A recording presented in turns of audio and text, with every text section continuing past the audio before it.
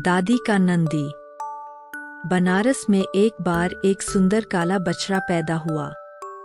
उसे एक बूढ़ी विधवा ने खरीदा, जो उसे प्यार से पालती थी, उसे चावल और दलिया खिलाती थी। उसने उसका नाम नंदी रखा। वह गांव के सभी बच्चों के साथ खेलता हुआ बड़ा हुआ, इसलिए उन्होंने उसे दादी का नंदी कहा। नंदी उस दयालु विधवा की मदद करने के लिए काम करना चाहता था, जो बहुत गरीब थी, लेकिन उसे नहीं पता था कि क्या करना है। एक दिन बच्चों के साथ नदी खेलते समय उसने देखा कि 500 गाड़ियों का एक काफिला नदी पार करने की कोशिश कर रहा था। प्रत्येक गाड़ी को 2 बैल खींच रहे थे, लेकिन वे गाड़ियों को पार नहीं खींच पा रहे थे क्योंकि गाड़ियां भारी थीं। काफिले वाले ने मदद के लिए इधर-उधर देखा और पास में नंदी को देखा। यह एक मजबूत बैल है, उसने सोचा, मुझे यकीन है कि वह मदद कर पाएगा। उसने स्थानीय ग्रामीणों से पूछा कि बैल किसका है। उन्होंने उसे बताया कि वह दादी का नंदी है। मैं उसे प्रत्येक गाड़ी को पार कराने के लिए 2 सोने के सिक्के दूंगा, उसने वादा किया। नंदी ने सोचा कि वह उस बूढ़ी औरत के लिए कुछ पैसे कमा सकता है, जिसे वह अपनी मां मानता था।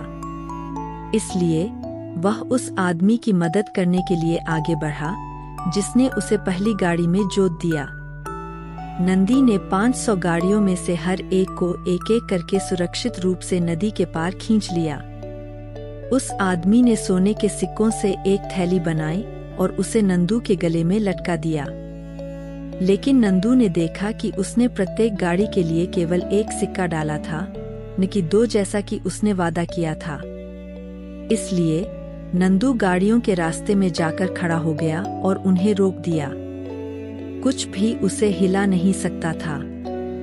आदमी जानता था कि वह गलत था, बैल को धोखा देने की कोशिश कर रहा था। इसलिए उसने जल्दी से थैली में और 500 सिक्के डाल दिए। अब यह पूरा हो गया, नंदू ने सोचा, और वह कारवां को जाने देने के लिए एक तरफ हट गया। बच्चे उसके साथ साथ उछल कूद कर रहे थे और उसकी थैली से कुछ सिक्के निकालने की कोशिश कर रहे थे। नंदी बूढ़ी औरत के पास वापस गया। जब उसने देखा कि नंदी ने थैले में क्या लाया है, तो वह बहुत हैरान हुई। उसने यह भी देखा कि नंदी कितना थका हुआ लग रहा था।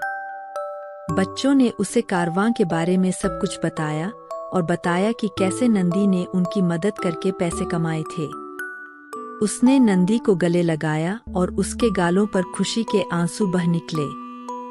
वे अपना पूरा जीवन आराम और खुशी से जी पाए।